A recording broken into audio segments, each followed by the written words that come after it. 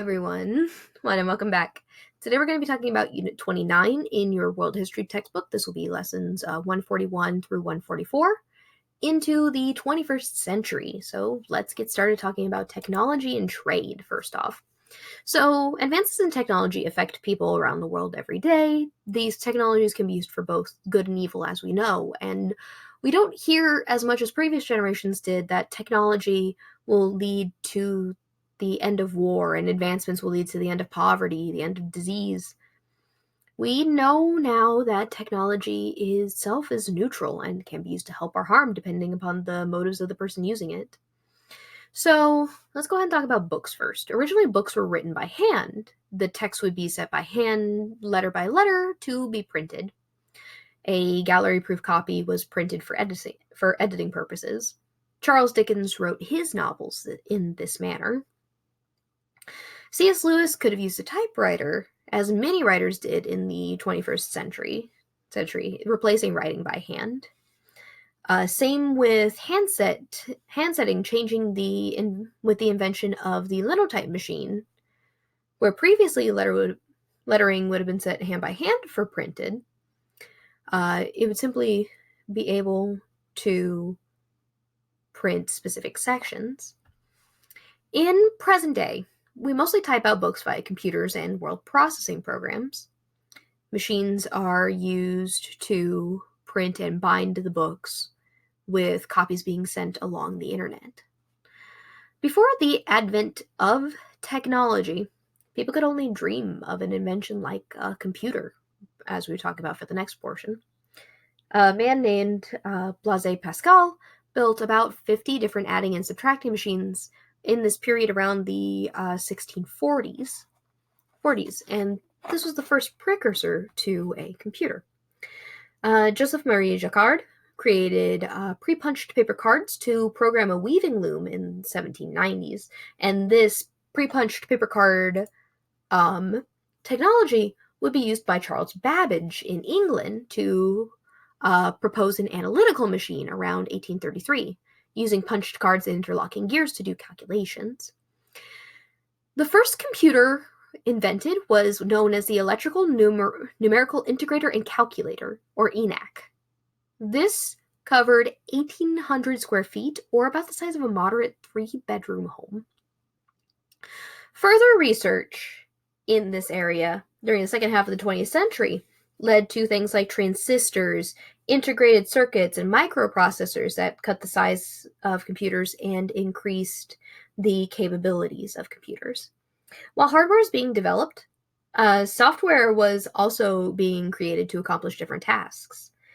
As computers have been made of greater memory capacity, larger programs have been able to be written that can perform more complicated functions than what was first proposed. One development that allowed for computers to connect via networks. This was done by the U.S. Defense Department in 1969, with universities soon developing computer networks also. What became known as the Internet is a huge network spread all across the world. Developments in computers and internet have changed the way people around the world interact, learn, communicate, conduct business, work, shop, advertise. As we know now, with how deeply integrated it is into our lives, we can see the benefit that it provides, especially in light of the coronavirus, as I imagine you guys are understanding nowadays. The ease of internet access and desktop publishing has made information and ideas much more easily spread, even those not picked up by major media and publishing companies. The process of on-demand printing allows for easy printing of books major publishers may not be willing to risk a print run for. Electronic publishing also helps in this regard. Now, the field of medicine is one area that has several changes and advances that have been made since it really began. In the modern day, doctors can perform surgery on infants in the womb. Transplant surgeries can occur for major organs and have become relatively commonplace alongside knee and hip replacements. Diagnostic tests can confirm cancer or abnormalities much, much sooner than in previous years, which often means that the treatment can be more effective as it's caught in earlier and earlier stages. Now, more option for treatment can lead to difficult decisions for those ill and for their families having to be made, especially in areas such as life support. But these are major advances in this field.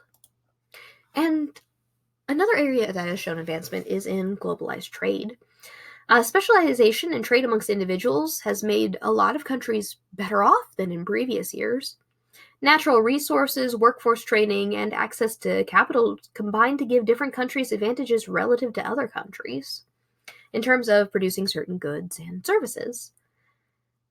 Allowing the free movement of people and goods among nations enables businesses and individuals to prosper because they can do what they do best and buy from others who do their best. Now, international trade grew 50% between 2000 and 2010.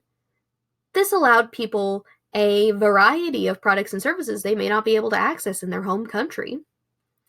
While new technology is emerging, global trade can allow for a reduction in price in the materials needed for said technology, allowing them to become more commonplace in our society. But let's go ahead and let's dive into the biggest topic of this chapter, which is the making of the modern Middle East. The Middle East itself stretches from Turkey to Iran, and from the former Soviet Republic of Georgia to Yemen on the Arabian Peninsula. A popular uprising known as the Arab Spring began in late 2010 in Tunisia in North Africa and spread to many Arab countries in the Middle East. Some citizens want to establish a modern democratic government in these countries. Others see democracy as a weak form of government and want to enforce strict Islamic principles. Regardless of all of this, the Islamic areas and the Middle East will continue to be in the news, as it was for much of the 20th century. Now, Israel itself is a small area between the Mediterranean Sea to the west and the Jordan River to the east. Its location on major trade routes gives it specifically military and economic importance nowadays.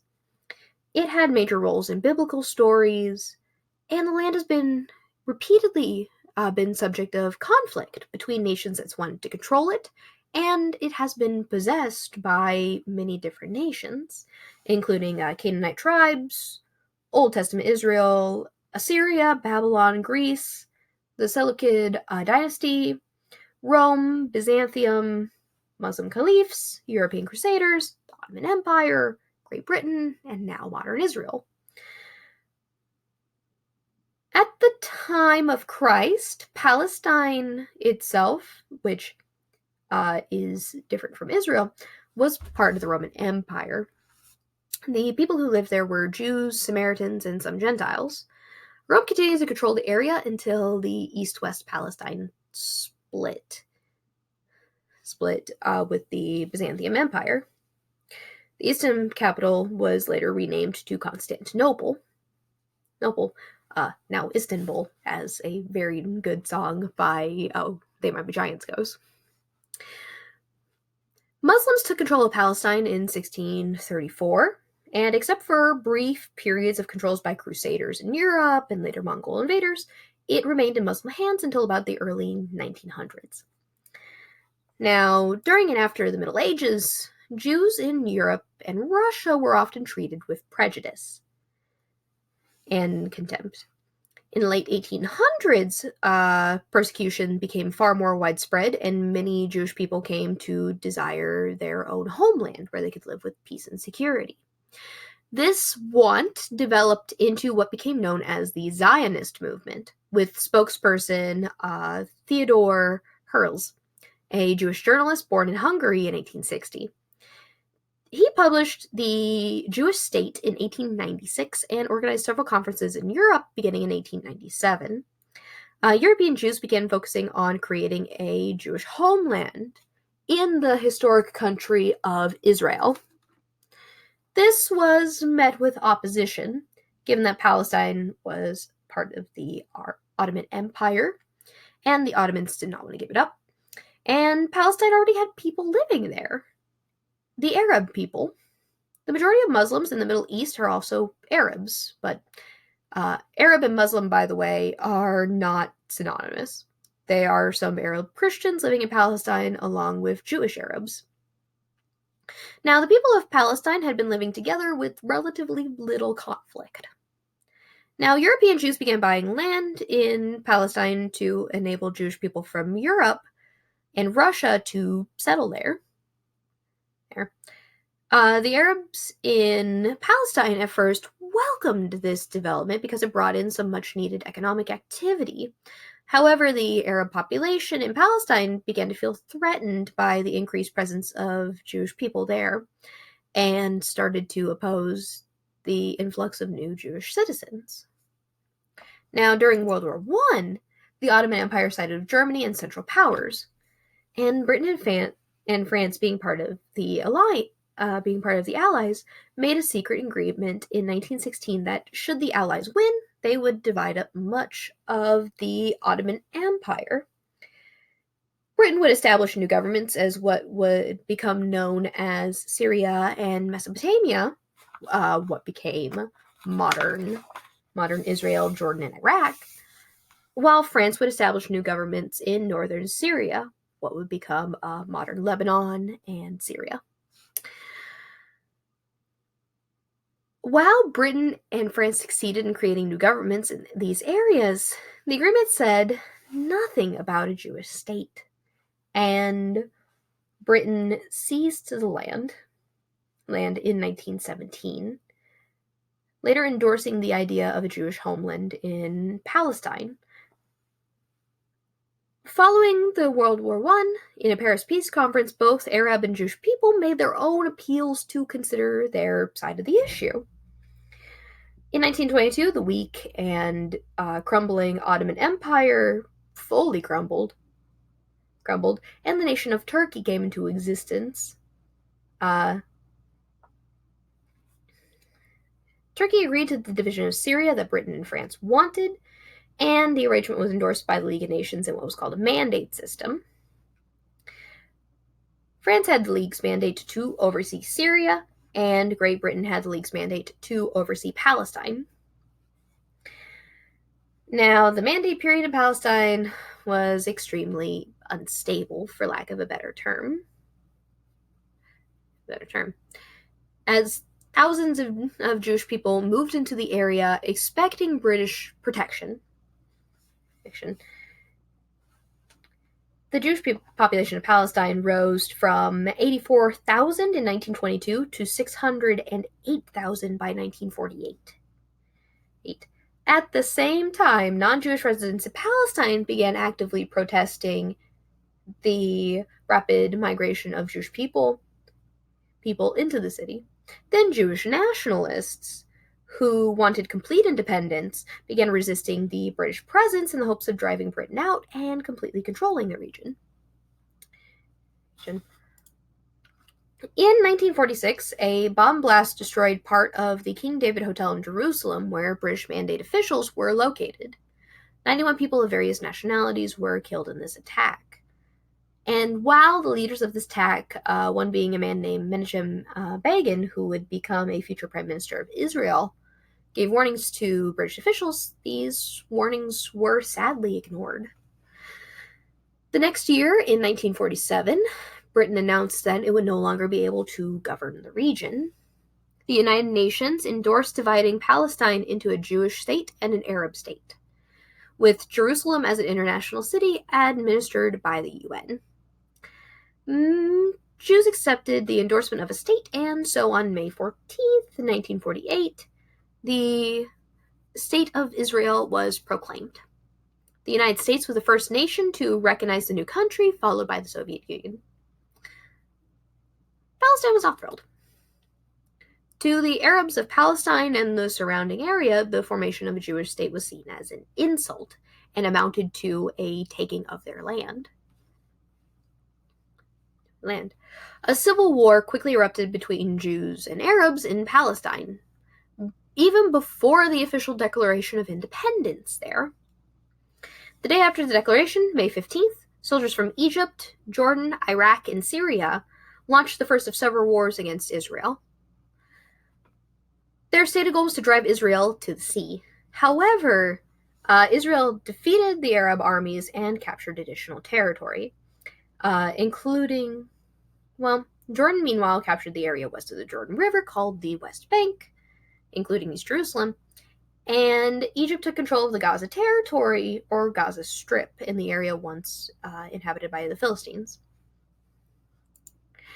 The 1967 Six Days War saw these countries attack Israel again, but Israel again defeated their enemies and captured new territories.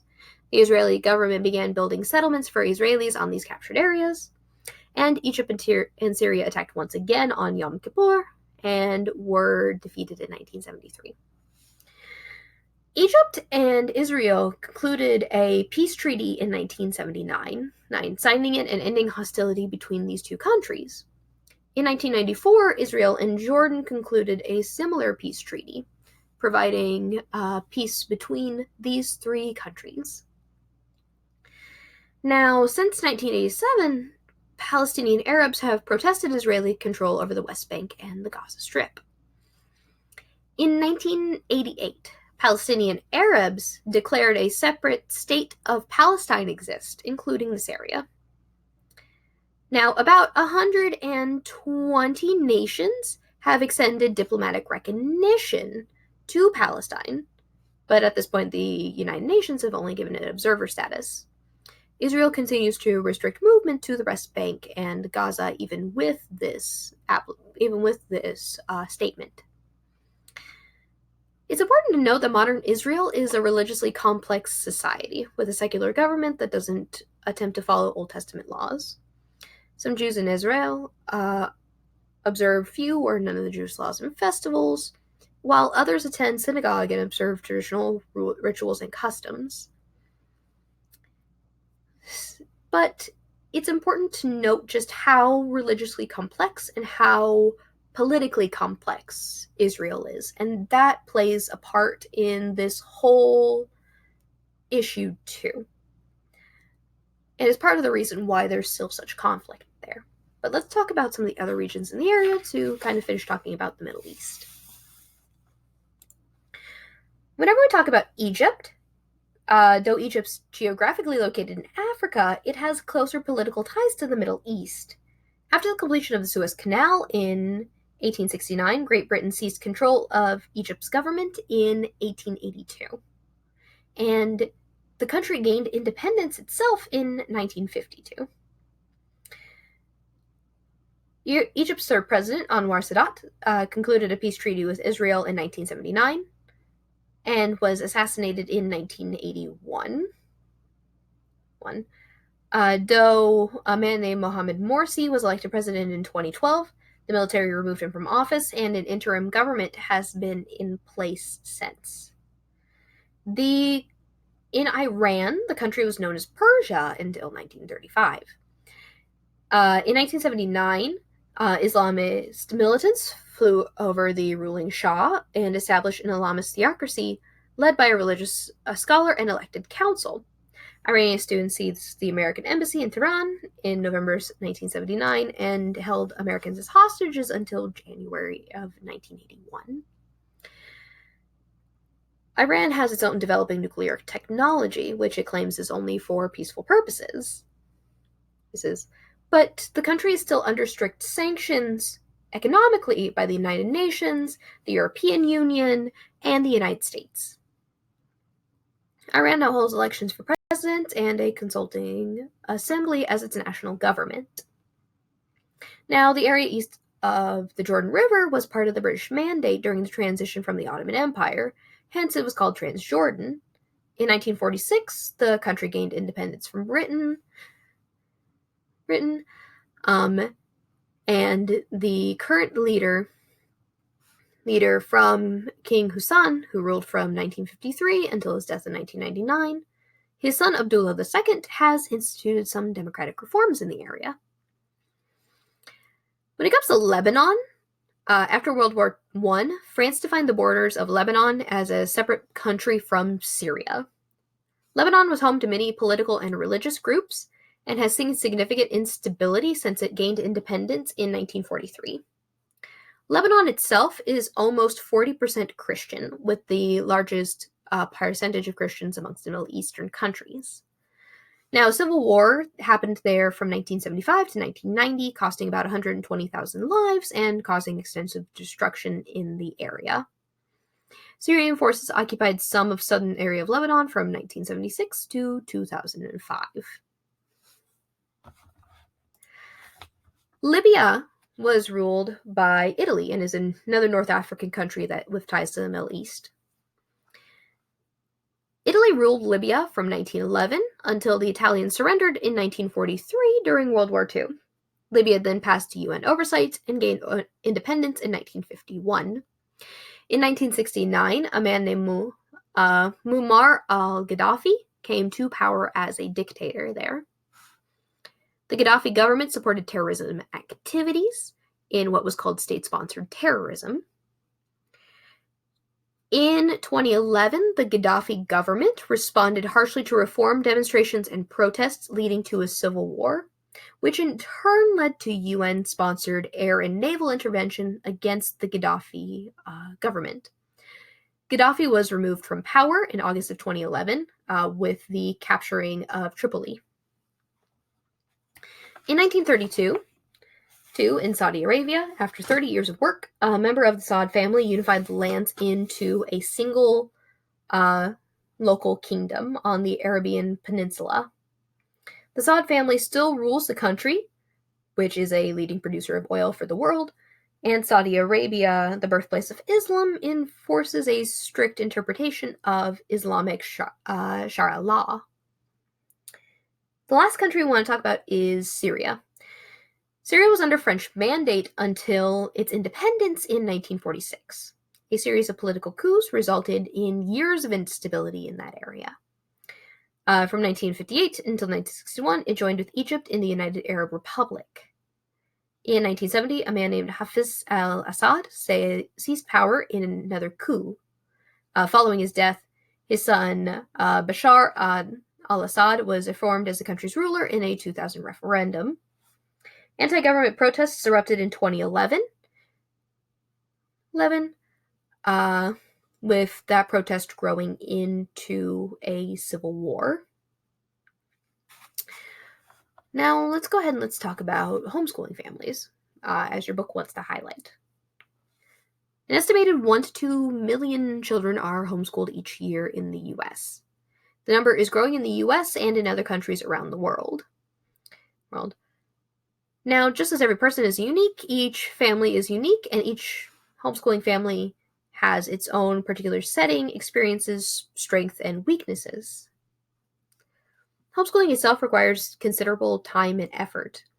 Parents who homeschool risk suspicion and condemnation by others in their community. They tend to take a risk by not training their children according to a typical method.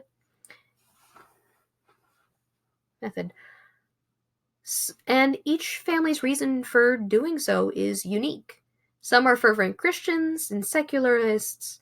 Some are social conformists. Some are social rebels. It really does just depend on the family, the reason why they decided to step into schooling as a whole.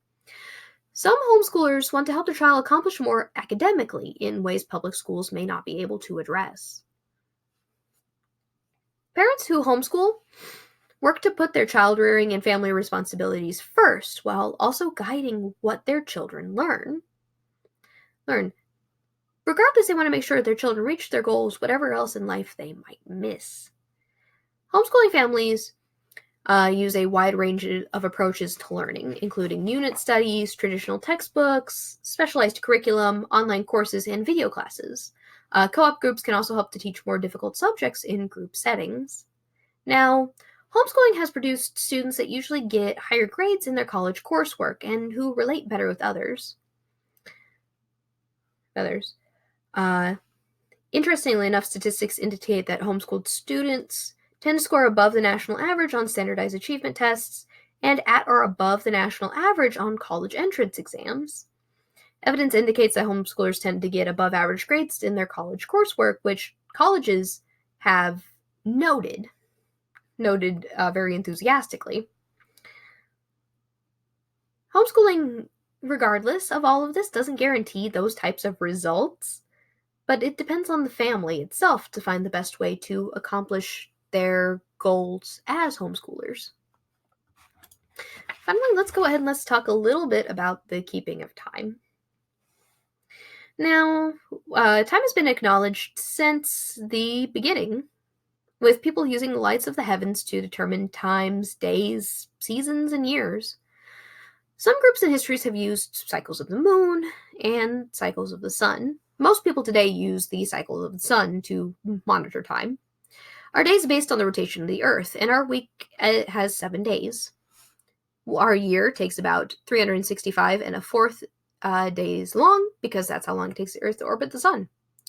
People have invented many different types of instruments to measure the passage of time during the day and calendars to measure the years. One example being that the ancient Greeks, Egyptians, and Romans used water clocks in 1400 BC to measure the passage of time.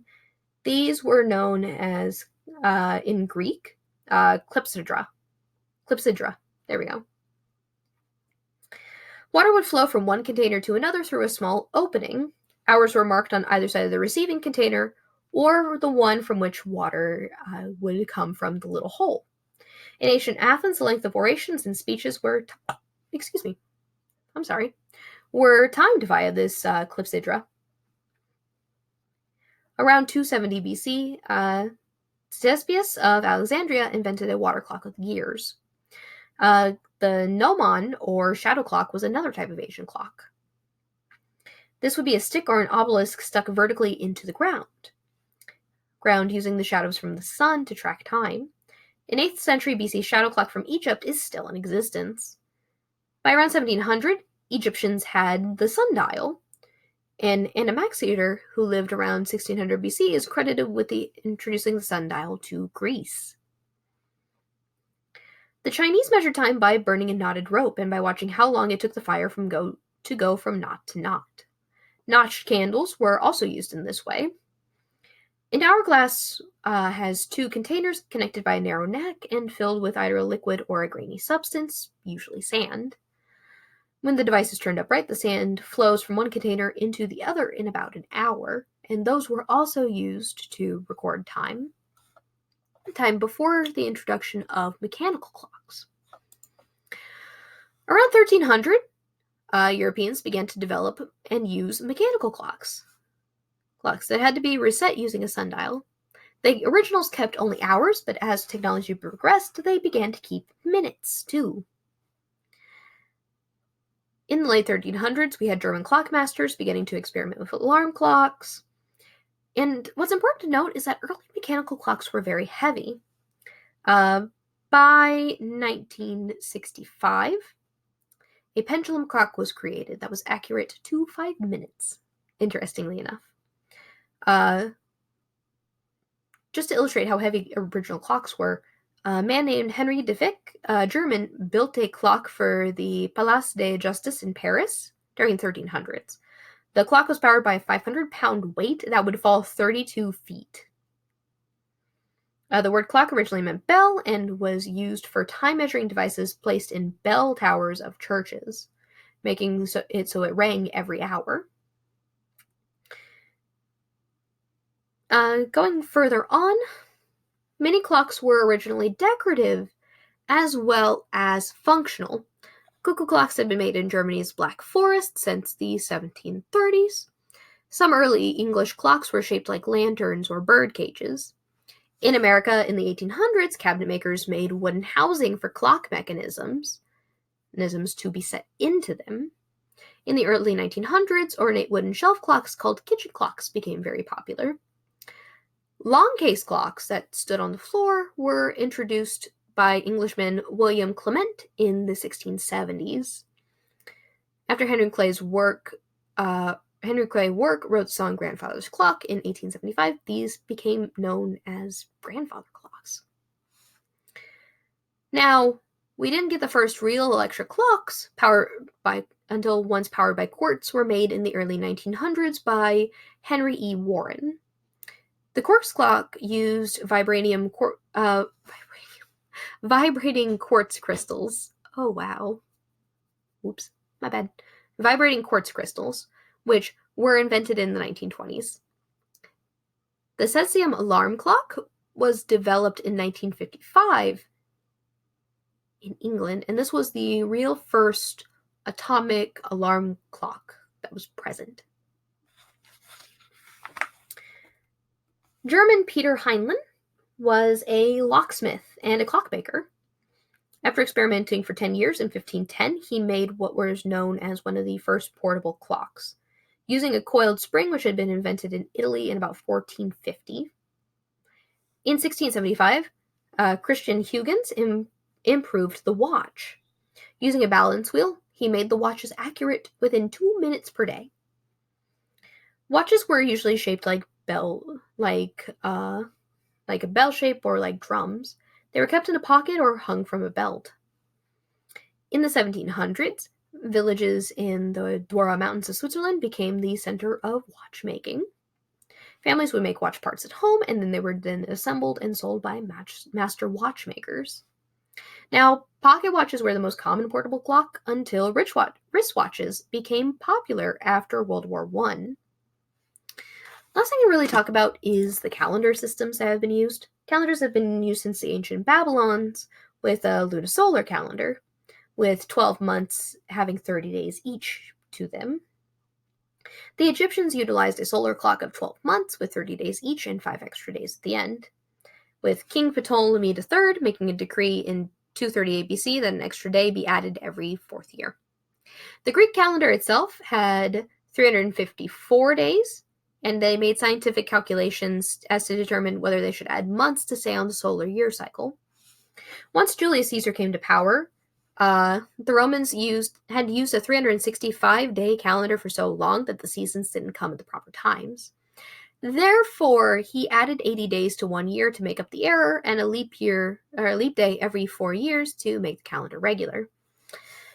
The 7th month was named July for Julius Caesar, and the 8th month was named August for Augustus Caesar in 8 BC.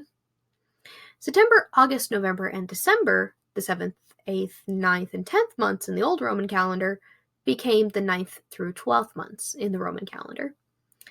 Now, the Julian calendar served Europe until 1500s when Pope Gregory made another change.